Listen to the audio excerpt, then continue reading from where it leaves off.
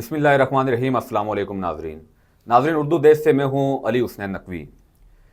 नाज़रीन, आज के प्रोग्राम में हम आज़ाद कश्मीर की जो मौजूदा सूरत हाल है, बिलखसूस जो आज़ाद कश्मीर की सियासी सूरत हाल और इलेक्शन 2026 के हवाले से जो आज़ाद कश्मीर के अंदर एक माहौल बिल्ड हो रहा है, ऐसे हालात में जब अवामी एक्शन कमेटी जो हम देख रहे हैं कि पिछले कुछ अरसे से काफ़ी एक्टिव नज़र आ रही है, उसके हवाले से मतलब मुख्तलिफ तरह की आरा भी सामने आती हैं कि एन मुमकिन है कि जो आज़ाद कश्मीर के आइंदा जो इलेक्शन हैं उनमें अवामी एक्शन कमेटी जो है वो किसी तरीके से इम्पैक्ट डाल सके।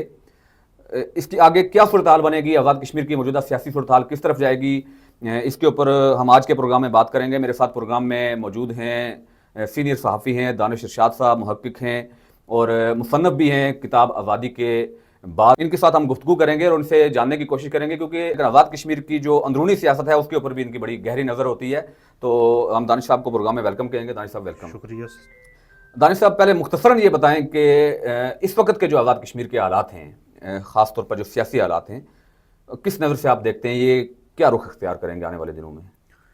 देखें, अभी सियासी हालात हर डिवीज़न के अपने एक मुख्तलिफ हालात हैं। पुंछ में कुछ मुख्तलिफ चल रहा है, मुजफ्फराबाद में कुछ मुख्तलिफ चल रहा है, मीरपुर में कुछ मुख्तलिफ चल रहा है। तो इस तरह तमाम इलाकों में एक चीज़ कॉमन है तमाम खित्तों में, वो ये है कि भाई महाजरीन की नशिस्तों से छुटकारा दिया जाए। तो ये एक चीज़ कॉमन है और उस पर सारे यकज़बान भी हैं।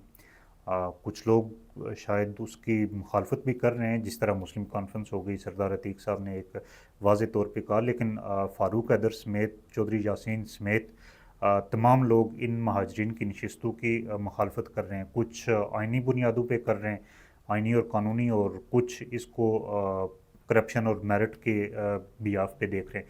लेकिन जो मेजॉरिटी है, मैक्सिमम सिवाय सरदार अतीक के तमाम लोग इनकी मुखालफत ही करते नज़र आ रहे हैं। अच्छा, हम जो सियासी सूरत हाल है इसके ऊपर मज़ीद गुफ्तगू से पहले ये जो आप वाला नुक्ता है इसी के ऊपर आते हैं, जो महाजरीन की नशिस्तों का मामला है। जी, इसको कानूनी और आइनी पहलू के हवाले से तो चलें, एक लंबी डिबेट हो जाएगी, उसके ऊपर बात करें हम। बात तो वैसे कर भी रहे हैं लोग, लेकिन एक चीज़ जो है, जो लोगों के ज़हनों के अंदर भी सवाल आता है, जैसे कि हम अगर राजा फारूक हैदर साहब की बात करें, जी, उनकी कुछ स्टेटमेंट्स भी हैं, रिकॉर्ड का हिस्सा भी हैं, सोशल मीडिया के ऊपर गर्दिश करती भी नज़र आती हैं। उनकी ज़ुबान महाजरीन के जो नुमाइंदे हैं या महाजरीन की नशिस्तें जो हैं उसके हवाले से माजी में कुछ और थी, अभी कुछ और नज़र आती है।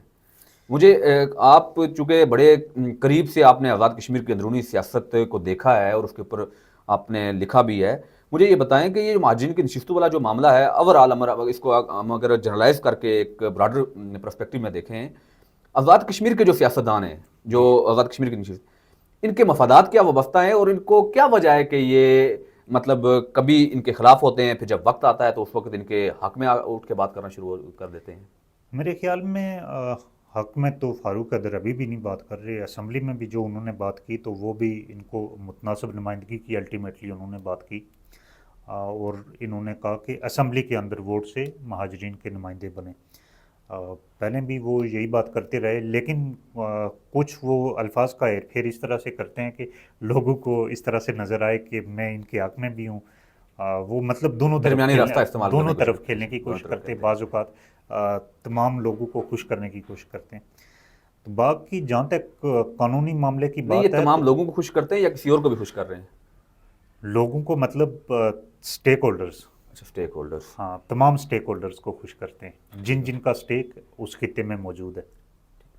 उसमें पाकिस्तान में बैठी उनकी अपनी जमात भी है, इक़्तिदार में बैठी, उस जमात को लाने वाले भी हैं फैसला जिन्होंने, साहब जो है, हाँ मुख्तसर अगर जी जी, आप हाँ। इस पे बात करें, तो ये किस तरफ आपको क्या लग रहा है जो अवामी एक्शन कमेटी ने मुतालबा रखा है या जो एक माहौल अभी बिल्ड हुआ है? क्योंकि मेरे ख्याल में ये पहली बार इतने ज़ोर शोर से बात हुई है मार्जिन की नशिस्तें, मतलब चाहे वो करप्शन के हवाले से हो या जिस हवाले से भी हो। जी, कुछ आपको लग रहा है कि इसका कोई दरमियानी रास्ता निकलेगा, या अवामी एक्शन कमेटी ने जो डिमांड रखी है वो उसके ऊपर कोई अमल दरामद होगा या वो कामयाब होंगे? देखें, इस तरह का माजी में एक मरतबा हो चुका है। अगर आप माजी में जाएं तो जब पहली मरतबा इलेक्शन हुए थे, वो गो के बलदियाती बीडी इलेक्शन थे, बेसिक डेमोक्रेट्स के। उसके बाद फिर जब दूसरी मरतबा खान अब्दुल हमीद खान साहब جب صدر تھے آزاد جموں کشمیر کے، تو اس وقت ایک ایکٹ آیا تھا جس کو 68 کا ایکٹ کہتے ہیں، جو پراپر نافذ تو نہیں ہوا تھا، لیکن اس میں مہاجرین کی نشستیں ختم ہو گئی تھیں۔ اور اس ایکٹ کے بعد کے ایچ خورشید، سردار ابراہیم اور سردار عبدالقیوم، ان تینوں نے مل کے ایک کیمپین کی تھی، ایک جدوجہد کی تھی، جس کے اس کیمپین کو اور اس جو اطاعت تھا تو اس کو اتحاد ثلاثہ بھی کہا جاتا ہے، بڑا مشہور اتحاد تھا۔ اس کے نتیجے میں ایکٹ 70 آیا تھا، اور ایکٹ 70 میں مہاجرین کی نشستیں دوبارہ سے لائی گئی تھیں۔ تو یہ 68 کا ایکٹ اس سے پہلے ایک واحد ایکٹ ایسا تھا جس میں مہاجرین کی نشستیں ختم کی گئی تھی، بلکہ ووٹ ہی ختم کیا گیا تھا۔ اب جب یہ مطالبہ سامنے آ رہا ہے تو یہ پریکٹیکلی تو نظر آ رہا ہے، لیکن لوگ اس کو دو مختلف طرح سے دیکھتے ہیں۔ ایک یہ دیکھتے ہیں کہ یہ کسی کے بیاف پہ یہ مطالبہ کیا جا رہا ہے، یعنی کچھ لوگوں کا ماننا یہ ہے، یا ایک رائے یہ بھی پائی جاتی ہے، گو کہ محدود رائے ہے، لیکن یہ بھی پائی جاتی ہے کہ یہ مسئلہ کشمیر کو ختم کرنے کی سازش ہے۔ لیکن ایک بڑی رائے جو ہے وہ یہی ہے، جو آزاد جموں کشمیر کے لوگوں کی ہے، وہ یہ ہے کہ بھئی یہ جو نشستیں یہ اسمبلی کے نام پر ہمارے حقوق پر ڈاکہ ہیں، تو اس لیے ان کو ختم کیا جائے۔ اور اسی بنیاد کو لے کر عوامی ایکشن کمیٹی بھی یہ مطالبہ کر رہی ہے۔ تو پریکٹیکلی تو یہ ممکن ہے، چونکہ ایکٹ 74 اس میں جب آزاد جموں کشمیر کی تعریف کی گئی ہے تو اس میں بمبر سے لے کر تو نیلم تک کی ٹیریٹری ڈیفائن ہے، اس میں مہاجرین کی یا آؤٹ سائڈرز کے لیے کسی قسم کی قانون سازی کی مطلب قانونی اور آئینی ان کی حیثیت نہیں ہے۔ جی، پریکٹیکلی نہیں ہے، قانون آئینی حیثیت تو اب ہے، چونکہ ان کو آئین میں تحفظ دیا گیا ہے، لیکن وہ آئین میں وہ تو 13ویں ترمیم کے جی 13ویں ترمیم میں ان کو تحفظ دیا گیا ہے۔ اور اس سے پہلے یہ الیکشن رولز کے مطابق تھی، الیکشن رولز 1970-71 کے جو تھے ان کے مطابق تھی۔ تو آئینی حیثیت ایک طرح سے ہے، لیکن جب ہم اسی آئین میں ٹیریٹری ڈیفائن دیکھتے ہیں تو اس ٹیریٹری کے اندر یہ لوگ نہیں آتے، جو آئین میں ایک بڑا تضاد پایا جاتا ہے۔ اچھا، آگے بڑھنے سے پہلے مجھے صرف 2 جملوں میں یہ بتائیے گا، چونکہ آپ کافی کام کیا ہے آپ نے کشمیر کے حوالے سے، کشمیر کی جو ہسٹری ہے یا مسئلہ کشمیر کے اور بھی آپ تحقیق بھی کرتے رہتے ہیں۔ یہ جو ایک ماحول بنایا جاتا ہے جی، مہاجرین کی نشستوں کی جب بات آتی ہے جی، مسئلہ کشمیر متاثر ہو جاتا ہے اس سے، مجھے بتائیں کہ آپ کیا سمجھتے ہیں کہ مسئلہ کشمیر کے ساتھ ان کا کوئی لنک ہے یا کچھ امپیکٹ پڑتا ہے ان کا؟ کیونکہ آپ یو این کی ریزولوشن کے اگر حوالے سے بات کریں، وہاں پہ تو کوئی ایسی کوئی بات ہی نہیں ہے، نہ ایون کہ آزاد کشمیر حکومت کی بھی کوئی حیثیت تو ہے نہیں ہے، وہ تو ایک انتظامی ڈھانچہ ہے جو پاکستان کے پاس ہے، جیسے انڈین آکوپائڈ جموں کشمیر ہے۔ نہیں، مسئلہ کشمیر میں سب سے بڑی رکاوٹ تو ایکٹ 74 ہے، اسی کو ختم کر دیں۔ تو مطلب یہ تو پھر لوگوں کو بیوقوف بنانے والی بات ہے نا۔ تو ظاہر ہے، جب ایکٹ 74 میں آپ کے مسئلہ کشمیر کدھر ایگزسٹ کرتے ہیں؟ نہیں، میں یہ جاننا چاہ رہا ہوں کہ ایکٹ 74 کے اندر تحریک آزادی یا مسئلہ کشمیر کدھر آزادی ہے؟ کا بیس کیمپ جب کہتے ہیں تو وہ تو مسئلہ کشمیر میں تو بیس کیمپ بھی ایگزسٹ نہیں کرتا ہے، وہ اس کے کون سی وہ آپ کی بات درست ہے، لیکن میں یہ کہہ رہا ہوں کہ معاہدہ کراچی کے بعد بنیادی طور پر مسئلہ کشمیر جو تھا وہ فارن آفس کے پاس ہے، پاکستان کے فارن آفس کے پاس بالکل ایسا ہی ہے۔ تو جب ایک چیز کا اسٹے کی فارن آفس کے پاس ہے، اسٹیٹ آف پاکستان کے پاس ہے ایک چیز کا اسٹے کی، تو اس کو آزاد جموں کشمیر سے کیوں جوڑا جاتا ہے؟ یہ چیز سمجھ سے بالاتر ہے۔ اور پھر ایکٹ 74 جو لوگ اس کو سیاست سے آگے بڑھ کے قانونی اور آئینی بنیادوں پہ دیکھتے ہیں، تو ایکٹ 74 میں آزاد جموں کشمیر حکومت کے پاس کون سا ایسا اختیار ہے جس کے تحت وہ مسئلہ کشمیر پہ بات چیت کر سکیں؟ یہ ایک بنیادی سوال ہے۔ نہیں ٹھیک ہے، آپ نے بالکل اس قصے کو یہاں کلوز کر دیا کہ جب ایکٹ 74 ہی جو ہے اجازت نہیں دیتا، مطلب وہ اجازت نہیں دیتا، تو پھر یہ تو ایک سیکنڈری آ جاتی ہے بات اس کی نشستوں والی، جسٹ ایک سیاسی بات ہے، باقی اس سے بڑھ کے کچھ نہیں۔ آگے بڑھتے ہیں دانش صاحب، بات جہاں سے ہم نے سٹارٹ کی تھی سیاسی صورتحال کے حوالے سے، دانش صاحب ایک بڑی عوام کے اندر عوامی ایکشن کمیٹی کو لے کے مختلف قسم کی آراء آتی ہیں، کچھ کبھی کبھار یہ بھی چیزیں آتی ہیں سامنے جی کہ عوامی ایکشن کمیٹی یہ شاید کسی اور کے ایجنڈے کے اوپر کام کر رہی ہے۔ آپ دیکھا ہوگا کہ آپ نے پھر اس میں ایک چیز اور بھی بلڈ ہو کے جو سامنے آتی ہے، وہ یہ آتی ہے کہ عوامی ایکشن کمیٹی کا جو بنیادی مقصد ہے یہ ان مطالبات کے علاوہ وہ یہ ہے کہ جو آزاد کشمیر کے آنے والے الیکشن ہیں، یہ ان الیکشن کے اندر کچھ جو آزاد کشمیر کے سیاستدان ہیں جن کے بارے میں یہ کہا جا رہا ہے کہ وہ جن کے لیے ایم تھے ان کے لیے اب ایکسپائر ہو چکے ہیں، یہ ان کو گھر پہنچانے کا بھی کام کرے گی یا اس میں یہ امپیکٹ ڈالے گی؟ آپ کیا سمجھ رہے ہیں اور کیا دیکھتے ہیں کہ یہ کتنا اس کے اندر مطلب حقیقت ہو سکتی ہے اور کتنا یہ عمل درآمد اس کے اوپر ہو سکتا ہے اگر یہ اس طریقے کا کوئی سینیریو ہے تو؟ یہ تو مجھے نہیں علم کہ عوامی ایکشن کمیٹی کس کے ایجنڈے پر ہے یا کس کے نہیں، لیکن یہ چیز میں ضرور جانتا ہوں کہ عوامی ایکشن کمیٹی بنیادی طور پہ اس وقت کنفیوز ہو چکی ہے۔ وہ ان کا جو چارٹر آف ڈیمانڈ تھا، بیسک جو ان کی ڈیمانڈز تھیں وہ 8 یا 10 تھیں، اب ان سے بڑھتے بڑھتے بڑھتے وہ گلی محلے کی روڈز بھی اس میں شامل کرتے ہوئے وہ اب 38 پر جا پہنچی ہیں۔ تو وہ چھوٹی چھوٹی ڈیمانڈز، مطلب مجھے اگر پانی کی ٹینکی چاہیے تو وہ بھی اس میں شامل ہو رہی ہے، مجھے کوئی لنک روڈ چاہیے تو وہ بھی اس میں شامل ہو رہی ہے۔ تو یہ مجھے ایک کنفیوژن سی لگتی ہے اس میں، جو چونکہ ان کے ایک بیسک جو آپ کی بنیادی ڈیمانڈز جن کو لے کے چلتے ہیں تو انہی پہ آپ کو رہنا چاہیے اور انہی کے اصول تک کی بات ہونی چاہیے۔ نہیں، یہ سارا کچھ ان کے پاس چلا گیا ہے تو پھر آپ کی انتظامیہ اور پولیٹیکل لیڈرشپ کے پاس کیا رہے گا؟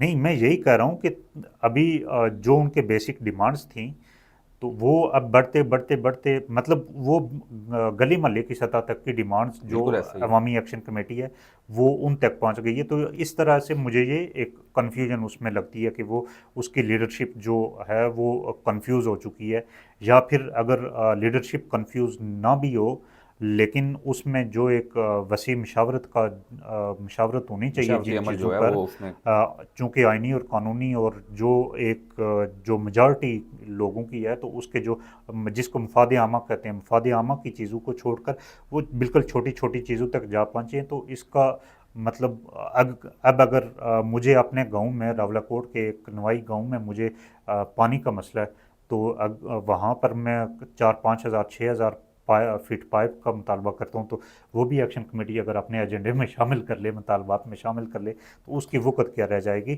عوامی ایکشن کمیٹی کو اپنے محدود مطالبات، محدود میں یہ کہہ رہا ہوں کہ وہ براڈر پرسپیکٹیو میں ہونے، براڈر پرسپیکٹو کی ہاں، بات ہے جو میں تو لیکن کم ہوں لیکن ان کا امپیکٹ ہو۔ نہیں دیکھیں نا، یہ جو شکوک و شبہات جن کے اوپر میں نے بات کی ہے کہ یہ آنے والے الیکشن میں کچھ امپیکٹ ڈال سکتے ہیں، اس کی بنیادی وجہ بھی تو یہی ہے نا کہ یہ براڈر پرسپیکٹو سے نکل کے یہ گلی محلوں تک پہنچا ہے۔ ہاں، نہیں، انتخابات میں یہ صرف اسی وقت امپیکٹ ڈال سکتے ہیں جب یہ خود الیکشن میں آئیں۔ جب یہ خود الیکشن میں نہیں آتے تو یہ آج جن لوگوں کو چور، لٹیرے، ڈاکو، ان الفاظ سے جن لوگوں کو نواز رہے ہیں، تو 1 سال کے بعد بھی، مطلب 2 سال کی جدوجہد کے بعد بھی، 2023 میں چونکہ یہ سٹارٹ ہوا تھا اور 2026 میں ہمارے الیکشن ہے، 3 سال ہو جائیں گے، تو 3 سال کی جدوجہد کے بعد بھی اگر یہ پبلک کو ایک ان کے اندر امنگ جگا کے، ان کے اندر ایک امید جگا کے، تو انہی لوگوں کے بیاف پہ چھوڑ دیتے ہیں کہ بھائی آپ جائیں انہی چور لٹیروں کو ووٹ دیں جن کو یہ چور لٹیرے کہتے ہیں، تو پھر اس عوامی ایکشن کمیٹی کا فائدہ کیا ہوگا؟ نہیں، مختصر اگر ہم اس کو دیکھیں کہ جس طریقے سے عوامی ایکشن کمیٹی کا سفر نہیں، شروع آپ ہوا، نے یہ پوچھا کہ الیکشن پہ کیا امپیکٹ ڈالے گی، تو میرا بنیادی جواب یہ تھا کہ الیکشن پہ یہ اسی وقت امپیکٹ ڈالے گی جب یہ خود الیکشن میں جائے گی۔ ادروائز اگر بائیکاٹ کی کال دیتے ہیں تو وہ نیشنلسٹ پچھلے 50-60 سالوں سے دے رہے ہیں، تو اس کا تو کوئی کیا فرق پڑتا ہی نہیں ہے نا۔ تو پھر لیکن اس کا میں الٹیمیٹلی موجودہ یہی ان ہوگا۔ جو کچھ فیکٹر نظر آ رہے ہیں ان کی بنیاد کے اوپر میں نے یہ بات کی اور میرے کوشچن میں نے بھی ریز کیا ہے، کیونکہ آپ دیکھیں جس طریقے سے ان کا سفر شروع ہوا اور اس کے بعد سے لے کے اب چیزیں ان کے اندر نظر یہ آ رہا ہے کہ پولیٹیسائز ہو رہی ہیں زیادہ۔ ایک بڑا ایشو آیا مظفر آباد کے اندر جنسی ہراسگی اسکینڈل کا، ٹھیک اس کے اوپر ہمیں عوامی ایکشن کمیٹی اس طریقے سے مینس کے بات کرتی ہوئی نظر نہیں آئی، گو کہ کچھ وہاں پہ مظفر آباد کے اندر احتجاج ہوئے، شوکت نواز میر صاحب وہاں پہ اس میں شامل بھی ہوئے، لیکن مطلب معمولی ایشو تو نہیں تھا جنسی ہراسگی اسکینڈل، جی، اس کے اوپر عوامی ایکشن کمیٹی کا کسی جگہ کے اوپر ہمیں جس طریقے سے باقی مطالبات کے اوپر بات کرتے ہیں وہ ہمیں نظر نہیں آئے۔ پھر وہی جو آپ نے گلی محلوں کی بات کی، وہ گلی محلے کی جو چھوٹی چھوٹی چیزیں ہیں ان کے اوپر، تو وہاں سے یہ تھوڑا سا تاثر پیدا ہوتا ہے کہ یہ ممکن ہے کہ یہ الیکشن کی طرف آگے جائیں۔ مجھے یہ بتائیں کہ اگر یہ جاتے ہیں ان کیس الیکشن کی طرف، آپ کیا سمجھتے ہیں کہ جو آزاد کشمیر کی اس وقت موجودہ پولیٹیکل لاٹ ہے یہ اس کو کس حد تک متاثر کر سکتے ہیں؟ نہیں، الیکشن کے اندر جانے کے لیے آپ کو کم از کم 1-1.5 سال پہلے اناؤنس کرنا چاہیے۔ اب الیکشن میں 11 ماہ سے بھی کم ٹائم رہتا ہے، بالکل ایسا ہی ہے۔ अभी तक ये डिसाइड ही नहीं कर पाई एक्शन कमेटी कि भाई हमने इलेक्शन की तरफ जाना है या नहीं जाना है, अगर जाना है तो किन बुनियादों पर जाना है, हमने क्या चीज़ें लेके चलनी है, हम आवाम को किस तरह से मोटिवेट करेंगे, हमारे कैंडिडेट्स कौन होंगे, ये चीज़ें तो अवामी अगर आज से 1-2 माह मज़ीद अगर इस तरह के किसी फ़ैसले में डिले करते हैं, आवाम को कन्फ्यूजन में रखते हैं, तो इट्स मीन कि वो इलेक्शन में नहीं जा रहे, और अगर 2 माह के बाद वो किसी तौर पे इलेक्शन की तैयारी शुरू करते हैं तो वो इम्पैक्टफुल नज़र नहीं आएगी। और आपने कहा कि आज अगर करते हैं तो उसमें बुनियादी चीज़ें ये हैं कि इनके कैंडिडेट्स कौन होंगे, बिल्कुल ऐसा चूँकि आज़ाद जम्मू कश्मीर का जो एक माहौल है तो उसमें कैंडिडेट एक बुनियादी अहमियत रखता है। लेकिन अगर आज ये इलेक्शन में जाते हैं तो अगर कैंडिडेट्स इनके जीत ना भी सकें तो बहुत सारी जगहों पे ऐसा हो सकता है कि ये नताइज तब्दील करने में मुअस्सर साबित हो सकते हैं। मतलब बहुत सारे ऐसे लोगों को वोट डैमेज किया जा सकता है, और एक बड़ा वोट इनका जो एक कलेक्टिव वोट काउंट होगा तो वो एक बड़ा वोट हो सकता है, मे बी जीते ना भी, लेकिन दूसरा या तीसरा बड़ा वोट भी अवामी एक्शन कमेटी मतलब का हम हो ये कह सकता है। सकते हैं कि अगर ये खुद ना भी आए तब भी इस वक्त इनकी ये सूरत हाल ज़रूर है कि ये किसी की जीत या हार में किरदार अदा कर हम सकते हैं। किरदार अदा कर सकते हैं, और दूसरा या तीसरा बड़ा वोट लेने की सलाहियत है अवामी एक्शन कमेटी में इस वक्त। अच्छा, वक्त भी मुख्तसर है दानिश साहब, वाइंड अप हम इसके ऊपर करते हैं कि इस वक्त आज़ाद कश्मीर में जो हुकूमत है, जो वज़ीर आज़म साहब हैं, उनका बग़ैर किसी जमात के साथ तल्लुक़ है नहीं है। बैरिस्टर सुल्तान महमूद चौधरी साहब का जो ग्रुप है उसका भी अभी तक कोई फैसला नहीं हुआ है कि वो किस तरफ जा रहे हैं। पिछले दिनों में थोड़ी सी माहौल गर्म हुआ कि जब तनवीर इलियास साहब की शमूलियत हुई पीपल्स पार्टी में, उनके भाई जो है वो मुस्लिम लीग नून में चले गए। तो हमेशा से ये हुआ है कि देखा हमने ये है कि जिसकी हुकूमत वफाक में होती है वही आज़ाद कश्मीर के अंदर भी हुकूमत बनाता है। आपको क्या लग रहा है कि ये जो अब आमदा इलेक्शन होंगे या जो माहौल बनेगा, तो ये कोई मखलूत हुकूमत की तरफ बात जाएगी, या मुस्लिम लीग नून को जो है वो महाजरीन नशिस्तों को इस बार भी रख के, वो तो प्लेट में रख के दी जाती है ना वहाँ से, नहीं, तो वो तो उनका उसका इजहार तो राना सनाउल्लाह कर चुके हैं। वो कर चुके हैं। तो यही लग रहा है कि वही पुरानी रूटीन ही उसी के ऊपर काम चलेगा, या कुछ इस बार आपको लग रहा है कि कुछ बदलाव आएगा? अब उससे कबल गिलगित बल्तिस्तान के इलेक्शन होने, तो गिलगित बल्तिस्तान के इलेक्शन में देखा जाएगा कि वो पीपल्स पार्टी को दिया जाता है या नून लीग को दिया जाता है। ये मेरे ख्याल में दोनों डिवाइड होंगे। अगर मतलब गिलगित पीपल पार्टी को मिलता है तो आज़ाद कश्मीर नून लीग को नून मिलेगा। लीग को मिलेगा अल्टीमेटली, चूँकि दोनों अपना अपना हिस्सा क्लेम करेंगे। तो फिर मतलब तो इलेक्शन का फिर मकसद तो है, वैसे है तो कोई नहीं है। अगर पहले फैसला करना है बैठ के कि जी भी आपका है, आज़ाद कश्मीर हमारा है, तो फिर ये फजूल की प्रैक्टिस कराने का लोग। नहीं, आपने खुद ही कह दिया कि उमूमन जिसकी वफाक में हुकूमत होती है तो फिर वो नहीं उनको, एजेके के इलेक्शन तो हमेशा वफाक के बाद होते हैं, और बहुत सारी 2-3 सालों के बाद होते हैं वफाक की अच्छा इसमें हुकूमत के। इसमें एक पॉइंट और भी है। आपको ये नहीं लगता कि आज़ाद कश्मीर की जो आवाम है, बिलखुसूस मैं आज़ाद कश्मीर की बात करता हूँ, चूँकि वज़ीर आज़म और ये एक प्रॉपर सिस्टम तो आज़ाद कश्मीर में, जीबी में तो वही वज़ीर आला वाला, ये आज़ाद कश्मीर की आवाम का भी माइंड सेट जो है वो भी वफाक की तरफ देखते हैं, और वो उसी तरीके से फैसला करते हैं कि यार इस वक्त तो वफाक में पीपल पार्टी की हुकूमत है, तो हुकूमत इन्हीं की आनी है, तो चलो यार वोट शोट जो है झुकाओ उसी तरफ रखें। उसकी 2-3 वजूहत होती हैं बुनियादी तौर पे कि भाई फेडरल में गवर्नमेंट है तो उन्होंने डेवलपमेंट फ़ंड इजीली ट्रांसफ़र हो जाएंगे और हमारे बहुत सारे काम हो जाएंगे। आवाम इस चीज़ को देखती है। बाकी आवाम इस चीज़ को तो ज़ाहिर है वो जानती है कि भाई इनके पास कानून साजी का इख्तियार कोई नहीं है, इन्होंने हमारे हक़ में क्या कर लेना है, तो इस चीज़ को वो जानती है। तो इसलिए वो सिर्फ यही देखते हैं कि भाई कौन थोड़े बहुत काम करवा सकता है, तो वो अल्टीमेटली फिर उसी को प्रेफर करते हैं कि फेडरल में इनकी गवर्नमेंट है तो हम उन्हीं को लाएं ताकि हमारे कुछ काम हो सकें। चलिए जी दानिश साहब, आपका बहुत शुक्रिया। तो ये बता दें आवाम को, आपके क्योंकि काफ़ी चाहने वाले हैं, आज़ादी के बाद का कोई नया एडिशन आ रहा है या पहले एडिशन को संभाल लें तो फिर नया अभी एडिशन। संभाला नहीं गया है वो? जी देखते हैं। चलें जी, बेस्ट ऑफ लक। हम उम्मीद करते हैं कि आप आज़ादी के बाद का एक कोई नया एडिशन भी लेके आएंगे। नाजरीन, आज का हमारा ये प्रोग्राम यहीं तक था। हम कोशिश करेंगे कि अब अवामी मसाइल के साथ आप की खिदमत में अगले प्रोग्राम में हाज़िर हूँ। अब तक के लिए हमें इजाज़त दीजिए। अल्लाह हाफ़िज़।